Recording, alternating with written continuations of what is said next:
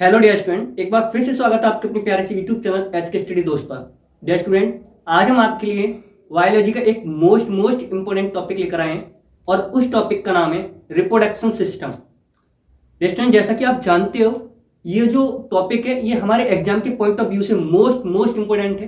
तो आप इस वीडियो के लिए अंत तक जरूर देखिएगा। मैं आपको इतनी अच्छी तरह से इस टॉपिक को समझाऊंगा कि आप कभी भी इस टॉपिक से रिलेटेड कोई भी कॉन्सेप्ट आपका नहीं बचेगा।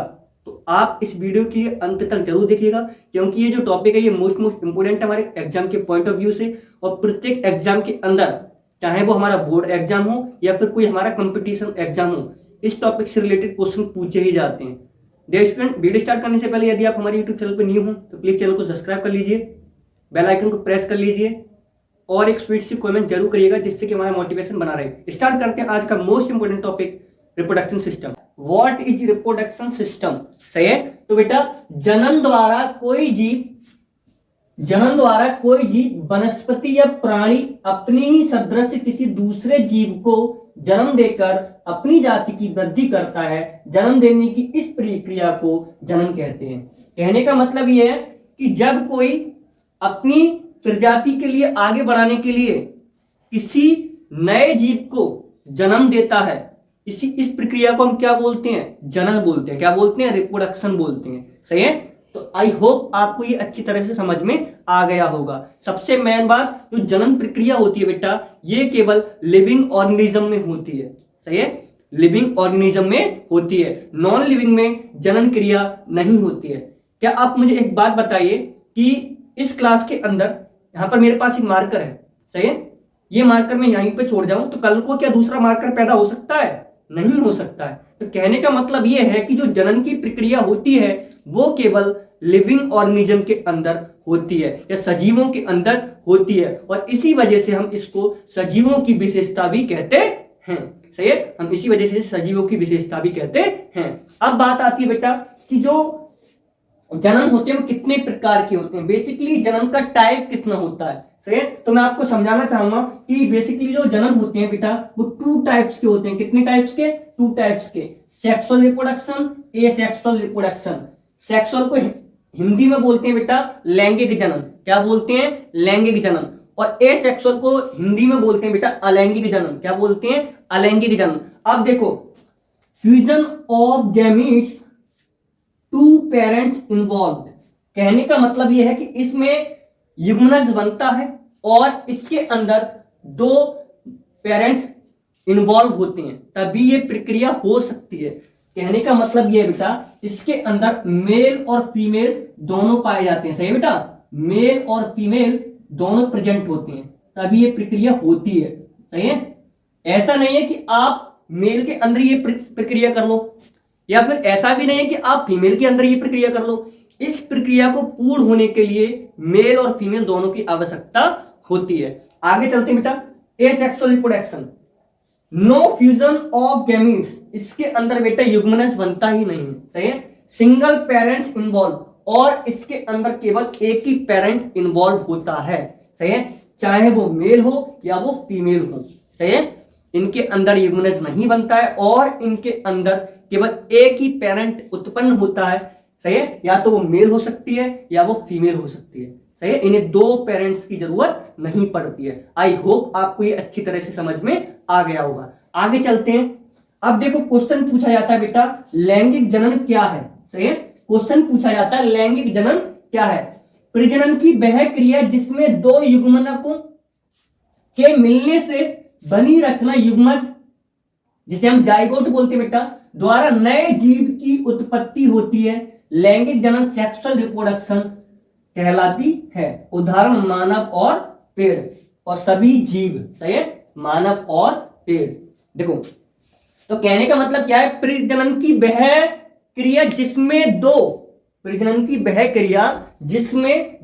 युग्मकों के मिलने से बनी रचना युग्मज जाइगोट द्वारा नए जीव की उत्पत्ति होती है। जो जाइगोट होता है उसके द्वारा नए जीव की उत्पत्ति होती है, और नए जीव की उत्पत्ति का होना, इसी पूर्ण प्रक्रिया को हम बोलते हैं बेटा लैंगिक जनन। क्या बोलते हैं? लैंगिक जनन। इसका उदाहरण क्या क्या है बेटा? मानव है, पेड़ पौधे हैं, और जितने भी हमारे स्तनधारी जीव हैं वो सभी हैं। सही है। मैं आपको बताना चाहूंगा कि लैंगिक जनन में मेल और फीमेल दोनों की आवश्यकता होती है। सही है। जब मेल और फीमेल आपस में इंटीमेट होते हैं तभी ये प्रक्रिया पूरी तरह से होती है। ऐसा नहीं है कि आप केवल ये मेल से करा दो, नहीं होगी, या आप केवल फीमेल से करा दो, नहीं होगी। जब तक मेल और फीमेल आपस में इंटीमेट नहीं होंगे जब तक ये प्रक्रिया नहीं हो सकती। आई होप आपको अच्छी तरह से समझ में आ गया होगा। सही है। आगे चलते हैं बेटा। अलैंगिक प्रजनन क्या है? Asexual, what is asexual reproduction?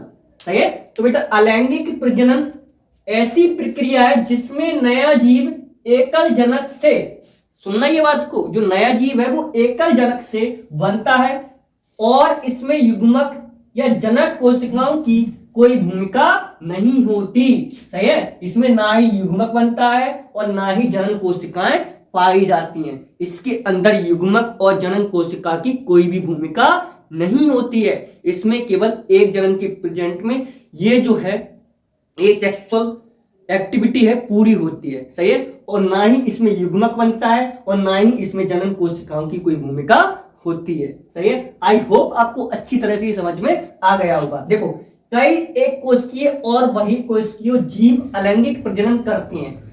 बहुत सारी एक कोशिकीय और बहुकोशिकीय जीव हैं जो अलैंगिक जनन करते हैं। इस प्रक्रिया में जनक जीव या तो विभाजित हो जाता है या फिर जनक जीव का एक हिस्सा नए जीव बनाने के लिए अलग हो जाता है। सही है ना बेटा। देखो होता क्या है, इसमें कई यूनिसेलुलर और मल्टी सेलुलर ऑर्गेनिज्म पाए जाते हैं। सही है। जिनमें अलैंगिक जनन एसेक्सुअल एक्टिविटी पाई जाती है। अब होता क्या है, इस प्रक्रिया में जो जनक जीव या तो विभाजित हो जाता है, कहने का मतलब यहां पर जैसे सपोज ये जीव है, सही है, इसमें न्यूक्लियस है प्रेजेंट। अब ये क्या होगा, ये बेटा दो केंद्रकों में बदल जाएगा और फिर क्या होगा, इसी से दो नए जीव बन जाएंगे। सही है। इस तरह से या तो जो जीव है उसके शरीर से विभाजित होकर एक नए जीव का उत्पन्न हो जाता है, या फिर जनक जीव का जो एक हिस्सा है वो ही एक नए जीव का रूप ले लेता है। आई होप आपको अच्छी तरह से समझ में आ गया होगा। सही है। उदाहरण देखो क्या क्या है इसके। अमीबा है बेटा, हाइड्रा है, आलू है, अदरक है। इन चारों चीजों के अंदर अलैंगिक जनन होता है बेटा, एसेक्सुअल रिप्रोडक्शन होता है। अमीबा में होता है, हाइड्रा में होता है, आलू में होता है, अदरक में होता है। सही है। अब देखो टाइप्स ऑफ एसेक्सुअल रिप्रोडक्शन, अलैंगिक जनन के प्रकार कितने होते हैं। वैसे तो बेटा इसके 5 प्रकार होते हैं। सही है। आपके एनसीईआरटी की बुक में 5 प्रकार दिए होंगे, लेकिन जो इंपोर्टेंट है वो केवल 3 है। सही है। कौन कौन से? सबसे पहला जो है वो है बेटा विखंडन। सही है, विखंडन। दूसरा है बेटा मुकुलन। कौन सा बेटा? मुकुलन। और तीसरा है बेटा कायिक जनन। सही है। सबसे पहला कौन सा है? विखंडन। दूसरा कौन सा है? मुकुलन। तीसरा कौन सा है? कायिक जनन। सही है। अब हम इन्हें एक एक करके अच्छी तरह से समझेंगे कि विखंडन में क्या होता है, मुकुलन में क्या होता है, कायिक जनन में क्या होता है, विद डायग्राम। सही है। यहां तक यदि आपको समझ में आ गई है जो हमारे द्वारा पढ़ाया जा रहा है तो प्लीज वीडियो को लाइक जरूर करिएगा और चैनल को सब्सक्राइब भी जरूर कर लीजिएगा। आगे चलते हैं दोस्तों। अब देखिएगा हम एक एक करके पढ़ेंगे कि विखंडन का मतलब क्या होता है, मुकुलन का मतलब क्या होता है और कायिक जनन का मतलब क्या होता है। तो देखो बेटा, विखंडन का मतलब क्या होता है, पूर्व विकसित जीव जब 2 भागों में विभाजित हो जाता है तब उसे विखंडन कहते हैं। सही है। मानो कोई जीव है बेटा जो पूरी तरह से पूर्व विकसित है और वही जीव 2 अलग अलग भागों में विभाजित हो जाए और जो जो 2 अलग भाग विभाजित हुए हैं उनसे 2 नए जीव बन जाएं, तो इस प्रक्रिया को हम क्या बोलते हैं बेटा? इस प्रक्रिया को बोलते हैं हम विखंडन। क्या बोलते हैं? विखंडन। एक बार और सुनिएगा, कोई पूर्ण जीव है और वही जीव 2 भागों में विभाजित हो जाए और जो 2 भाग हुए हैं वही दोनों भाग अलग अलग जीवों में परिवर्तित हो जाएं, इसी पूरे सिस्टम को हम क्या बोलते हैं? विखंडन। क्या बोलते हैं बेटा? विखंडन। इसके एग्जाम्पल क्या है बेटा? इसके एग्जाम्पल है अमीबा एवं अन्य एक कोशिकीय जीव। सही है, देखिएगा यहां पर मैंने एग्जाम्पल दिया आपको अमीबा का। किसका दिया है? अमीबा का। अमीबा के अंदर केंद्रक प्रेजेंट है।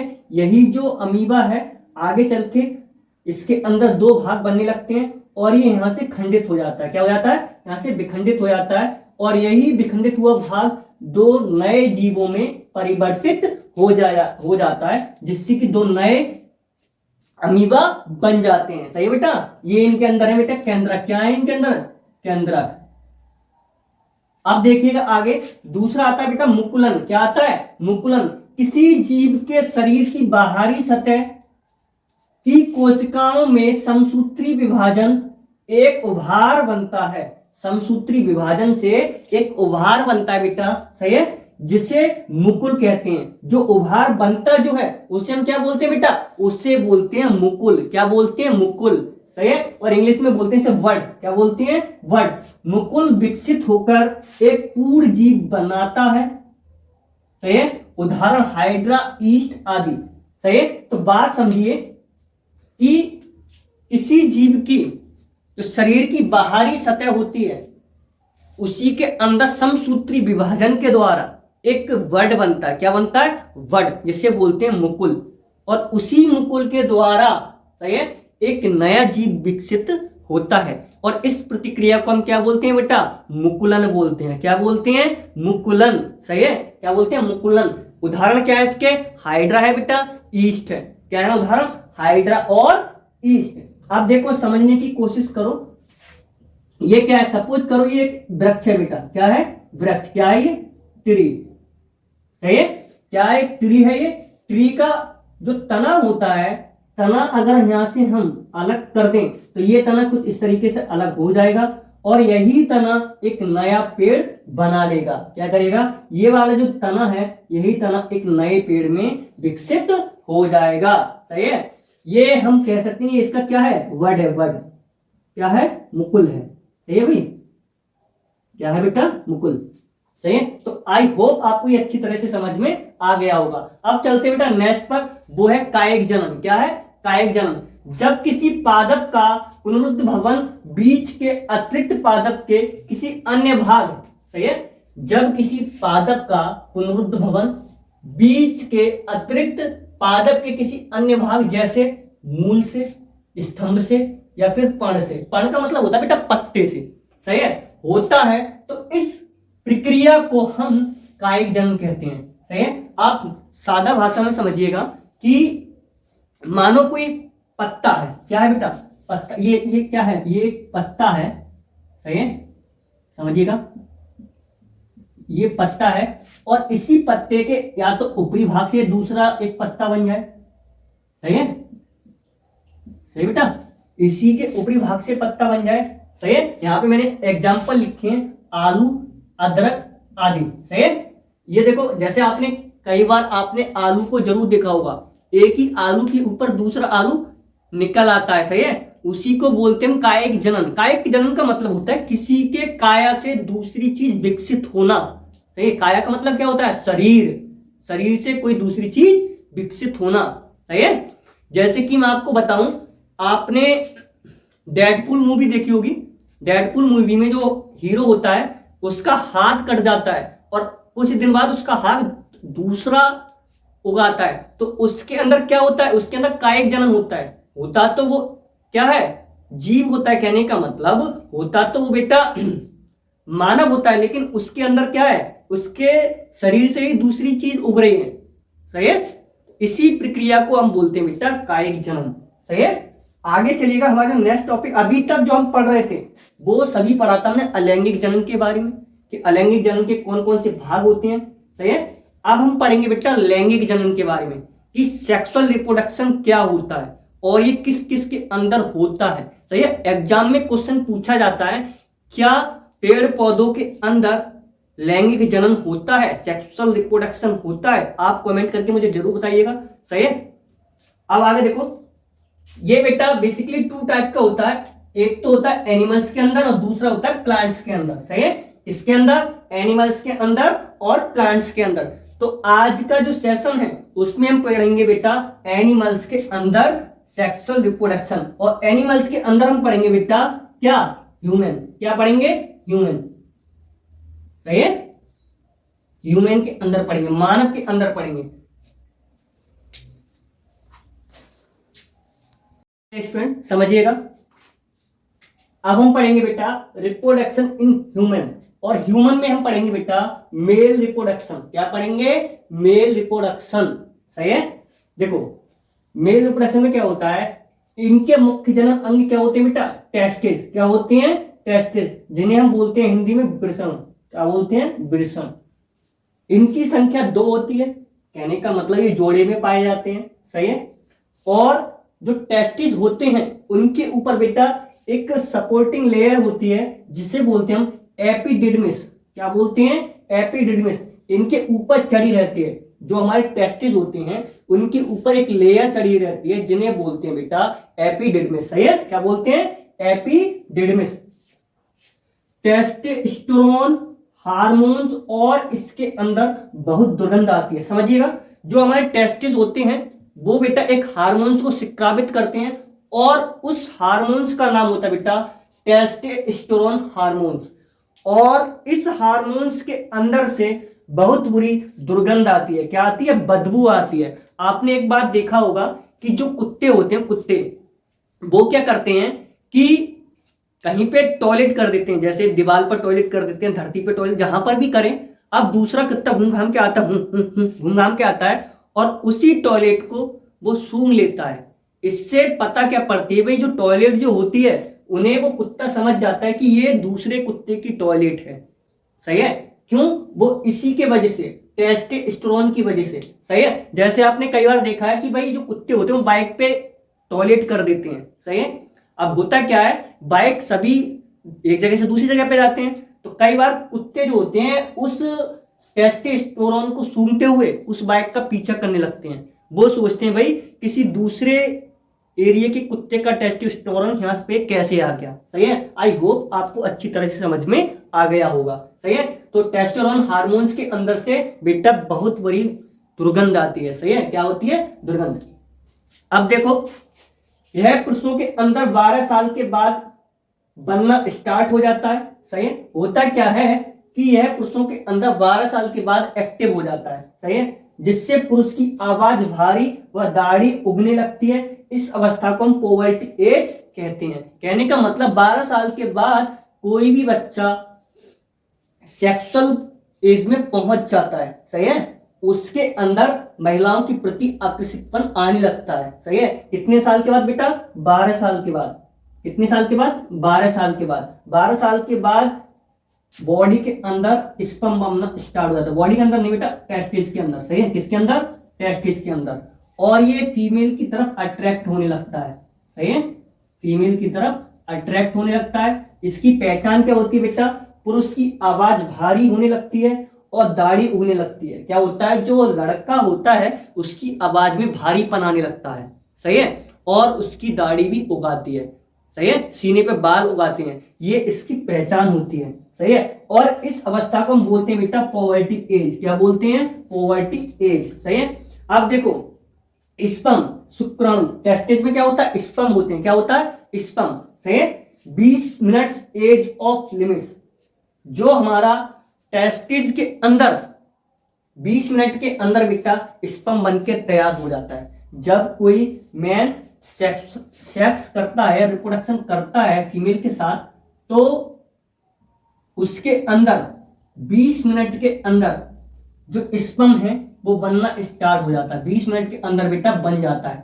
यदि किसी भी मनुष्य के अंदर 20 मिनट से पहले बन रहा है या 20 मिनट के बाद बन रहा है, तो ये उसके अंदर बीमारी है। क्या है बेटा, बीमारी है। लगभग 18 से 20 मिनट के अंदर उसके अंदर बन जाना चाहिए। ये नहीं कि 2 मिनट में बन गया। सही है, 2 मिनट में बन गया और पेनिस से बाहर निकल गया। सही, ये एक बीमारी होती है। सही है, आगे देखिएगा, 7 ml एक बार में बनता है। सही है, तो होता क्या है, जो हमारे टेस्टिस होती हैं उनके अंदर 7 ml स्पर्म एक बार में बनता है।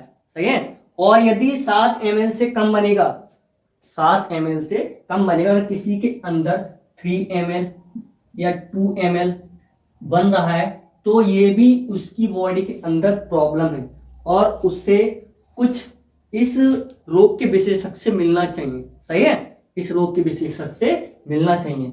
अब मैं तुम्हें आगे डायग्राम के थ्रू बहुत अच्छी तरह से एक्सप्लेन कर दूंगा और आपको अच्छी तरह से समझ में भी आ जाएगा। सही है, समझने की कोशिश करिएगा। देखो ये क्या है, ये होते हैं बेटा अपने टेस्टिस। क्या होते हैं? टेस्टिस। और इसके ऊपर जो लेयर जो बनी हुई है इसे बोलते हैं बेटा एपिडिडमिस। क्या बोलते हैं? एपिडिडमिस। और ये क्या है? टेस्टिस है। सही है, यदि किसी इंसान के अंदर से एक टेस्टिस काट दिया जाए या निकाल दिया जाए फिर भी वो बच्चे उत्पन्न कर सकता है, लेकिन उसके अंदर स्पर्म की जो क्षमता है वो बनने की कम हो जाएगी। सही है, ये नहीं कि वो बेकार हो जाएगा, रहेगा। सही सही है। आप देखो इसके ऊपर ये क्या है बेटा? ये है बेस डिफरेंस। क्या है? Base difference. और इन्हीं के अंदर होता हुआ जाता है क्या? इसी जो हमारे डिफरेंस दिया बेस डिफरेंस, इसी के अंदर जाता है बेटा स्पर्म। क्या जाता है? स्पर्म। अब जो हमारी किडनी होती है जिससे पेशाब बनती है, यूरिन, तो वो यूरिन आती है बेटा इस नस के द्वारा। सही है, यूरिन आती है इस नस के द्वारा और स्पर्म भी इधर से जाता है। सही है। अब बेटा होता क्या है कि एक बार में एक ही चीज निकल सकती है। सही है, या तो आप टॉयलेट कर सकते हो या आप फिर स्पर्म निकाल सकते हो। सही है, यदि दोनों चीजें साथ निकल रही हैं, टॉयलेट भी निकल रही है और स्पर्म भी निकल रहा है, तो कहीं ना कहीं कुछ गड़बड़ है। और इसी चीज को रोकने के लिए भगवान जी ने एक बहुत अच्छी चीज बनाई जिसे बोलते हैं बेटा प्रोस्टेट ग्लैंड। क्या बोलते हैं? Prostate gland. सही है। अब प्रोस्टेट ग्लैंड का काम क्या होता है? प्रोस्टेट ग्लैंड का काम होता है बेटा एक तरह से बंदा लगाना। सही है, एक तरह से बंदा लगाना। यदि स्पर्म बाहर निकलेगा तो ये टॉयलेट को बंद करके रखेगी। सही है, यदि स्पर्म बाहर निकलेगा तो ये टॉयलेट को बंद करके रखेगी। और यदि टॉयलेट बाहर निकलेगी तो ये स्पर्म को बंद कर देगी। सही है। अब मैं तुम्हें समझाऊं कि कुछ लोग ऐसे होते हैं जो मास्टरबेशन ज्यादा करते हैं, मास्टरबेशन कर देते हैं। उनको क्या होता है, उनके अंदर बेटा अधिक ज्यादा मास्टरबेशन करने से उनकी जो प्रोस्टेट ग्लैंड होती है ये खराब हो जाती है। सही है, क्या होता है? खराब हो जाती है। और इसके खराब होने की वजह से उन्हें एक बहुत बड़ा खामियाजा भुगतना पड़ता है और उस खामियाजा को हम बोलते हैं बेटा प्रोस्टेट कैंसर। क्या बोलते हैं? क्या बोलते हैं? Prostate cancer. और ये बेटा मानवों के अंदर, ह्यूमन के अंदर बहुत नॉर्मल होता है होना। सही है, ये बहुत नॉर्मल होता है। और यदि ये हो गया प्रोस्टेट कैंसर यदि हो जाता है तो होता क्या है, जो हमारी प्रोस्टेट ग्लैंड होती है वो पूरी तरह से खराब हो जाती है। अब इसमें होता क्या है, इस बीमारी के अंदर जो हमारा स्पर्म है और जो हमारी टॉयलेट है वो दोनों साथ आने लगते हैं। क्या आने लगते हैं? साथ। और जिसे हम हिंदी भाषा में बोलते हैं कि भी धात आ रही है। क्या बोलते हैं? धात आ रही है। तो इसी वजह से हमें मास्टरबेशन नहीं करना चाहिए। सही है। अब देखो, तो आई होप आपको ये अच्छी तरह से समझ में आ गया होगा। एक बार और समझिएगा, इसे हम क्या बोलते हैं? इसे बोलते हैं बेटा, इसे बोलते हैं बेस डिफरेंस। क्या बोलते हैं? Base difference. और इन्हें क्या बोलते हैं? टेस्टिस। टेस्टिस के अंदर क्या भरा हुआ होता है? स्पर्म। क्या बनता है बेटा? स्पर्म। क्या बनता है? स्पर्म। सही है। और टेस्टोस्टेरोन नाम का एक हार्मोन भी बनता है जिसके अंदर से बहुत बुरी बदबू आती है। सही है। और टेस्टिस की संख्या कितनी होती है? 2 होती है। यदि आप किसी का एक टेस्टिस काट भी दो वो फिर भी काम करेगा। सही है। अब इधर की साइड से क्या थी? यूरिन। और यूरिन और स्पर्म को रोकने वाले जो चीज है उसे बोलते हैं बेटा प्रोस्टेट ग्लैंड। क्या बोलते हैं? Prostate gland. और इधर हमारा होता है बेटा आगे पेनिस जिसमें से ये चीजें बाहर निकलती हैं। सही है। अब समझिएगा, आगे समझिएगा, स्पर्म हमारे पेशाब की तरह गर्म नहीं होता है। देखो मैं बताऊं बेटा, स्पर्म जो होता है वो हमारी टॉयलेट की तरह गर्म नहीं होता है। देखो समझो, हमारी बॉडी का टेम्परेचर कितना होता है? 37 डिग्री सेंटीग्रेड। सही है। और ये होता है बेटा गर्म। हमारी बॉडी का टेम्परेचर कैसा होता है? गर्म। और वहीं दूसरी ओर जो हमारा स्पर्म है उसका टेम्परेचर होता है क्या? 35 डिग्री सेंटीग्रेड। लो हो गया बबल, ये वाला गर्म और 35 डिग्री सेंटीग्रेड ठंडा। सही है, सही है ना। अब देखो जुगाड़ तो बैठाना पड़ेगा, ना तो कहानी गड़बड़ है। सही है। तो इसी वजह से इस चीज को ठंडा रखने के लिए हमारे जो टेस्टिस होते हैं जिन्हें उनके लिए बॉडी से लटका के रखा जाता है। देखो जो हमारे टेस्टिस होते हैं वो बॉडी से चिपटे हुए नहीं रहते हैं, सही है, बॉडी से चिपटे हुए नहीं रहते हैं या बॉडी के टच फॉर्म में नहीं रहते हैं, जिससे कि उनका जो टेम्परेचर है वो इक्वलिटी फॉर्म में हो जाए, सही है। आई होप आपको अच्छी तरह से समझ में आ गया होगा। अब देखो जो बेस डिफरेंस होती है, बेस डिफरेंस के काटने को बोलते हैं बेटा बेसिकोटॉमी, सही है, क्या बोलते हैं, बेसिकोटॉमी। और इसे हिंदी भाषा में बोलते हैं नसबंदी करना। क्या बोलते हैं, नसबंदी करना। बेसिकोटॉमी में क्या होता है, इसके बेस डिफरेंस को ही काट दिया जाता है, यहां से काट देते हैं, सही है। लेकिन लेकिन लेकिन सुनो आप, बेसिकोटॉमी के अंदर स्पर्म बनता है, लेकिन होता क्या है, वो स्पर्म पेनिस के द्वारा फीमेल वर्जन के अंदर इंजेक्ट नहीं हो पाता है, सही है, क्योंकि उसके जो बेस डिफरेंस होते हैं उन्हें काट दिया जाता है और वो वहीं पे निकलता है, और जैसे ही निकलता है लाइसोसोम के द्वारा स्पर्म को मार दिया जाता है, स्पर्म को भक्षण कर लिया जाता है, सही है। तो आई होप आपको अच्छी तरह से समझ में आ गया होगा। अब मेरी बात सुनिएगा, दो चीजें होती हैं, एक होती है बेटा क्या, एक होती है नसबंदी, क्या होती है, नसबंदी, और दूसरा होता है जिसे हम बोलते हैं हिजड़ा, सही है, क्या बोलते हैं, हिजड़ा। दोनों में अंतर है बेटा। देखो अंतर क्या है, नसबंदी में क्या होता है, नसबंदी में होता है बेटा हमारे बेस डिफरेंस को काट दिया जाता है, क्या करते हैं, बेस डिफरेंस को काट देते हैं, लेकिन टेस्टिस पाए जाते हैं। लेकिन बेटा जब कोई मनुष्य हिजड़ा बनता है तो उसके जो बेस डिफरेंस है और टेस्टिस हैं उनको ही निकाल देते हैं। जैसे आपने देखो, अगर मैं बात करूं बेटा बैल की और सांड की, दोनों में क्या अंतर होता है, जो बैल जो होता है बेटा उसके अंदर क्या होता है, जो उसके टेस्टिस होते हैं उनको ही निकाल देते हैं, क्या करते हैं, उनको ही निकाल देते हैं। और सांड के अंदर ये दोनों चीजें प्रेजेंट होती हैं, क्या होती हैं, सांड के अंदर ये चीजें प्रेजेंट होती हैं, सही है। तो जैसे एक होता है, क्या होता है बेटा, एक आपने जैसे एक होता है, आपने सुना होगा अड़ुआ, जो अपने बकरे होते हैं, और एक होता है जर्सी, सही है। तो दोनों में अंतर होता है, सही है। आई होप आपको ये सभी कॉन्सेप्ट अच्छी तरह से क्लियर हो गए होंगे। अगर वीडियो अच्छी लगी है तो वीडियो को लाइक करिएगा, सही है, और कमेंट करके जरूर बताइएगा कि हमारा एक्सप्लेनेशन आपको कैसे लगती है, और चैनल को सब्सक्राइब कर लीजिएगा। जय हिंद, जय भारत।